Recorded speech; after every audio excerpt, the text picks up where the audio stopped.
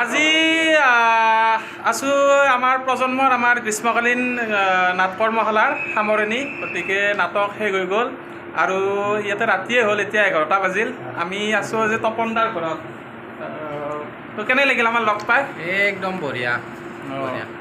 পুৰা গোটেই খানাটো তপন দাহঁতৰ ঘৰতে হ'ল আজি। খানা মানে বৌ ক'ত আছে? আহক। আৰু এইটো বৌ পঞ্চায়তৰ সভানেত্ৰী। কেনে লাগিল লগ পাই? ভাল লাগিল। বহুত দিনৰ মূৰত মানে ফেচবুকত তোমালোকৰ নাটকবিলাক চাই থাকোঁ। আজি একদম গোটেইকেইজনকে লগ পালোঁ প্ৰজন্মৰ। এনেও প্ৰজন্ম গোষ্ঠীটোৰ মানে ভাল পাওঁ, বহুত ভাল পাওঁ, কামবিলাক ভাল লাগে। গোটেই অসমত জাকত জিলিকা হৈয়ে আছে বাৰু, আৰু আগবাঢ়ি যাওঁ। সকলোকে বহুত শুভেচ্ছা জনালোঁ। এয়া অভিজিত, এয়া আমাৰ এইবাৰ কৰ্মশালা কৰিছা ন? কৰ্মশালাত আছিল। কেনে লাগিল কৰ্মশালা কৰি? কেনে লাগিল? ভাল লাগিল ন? তাত নতুন নতুন কথা শিকিব পাৰিলা ন? আচ্ছা, নাটক কৰিবা? আৰু এই এটা বাবুক লগ পালোঁ বৌহঁতৰে, আৰু কাৰাটেৰ কি ব্লেক বেল্ট ন? Black belt. আমাক লগ পাই কেনে লাগিল? তোমাৰ মেডেলবিলাক দেখুৱাই দিয়া।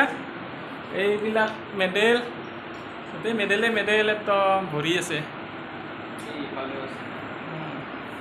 আৰু এইফালেও আছে, চাৰিওফালে মেডেল।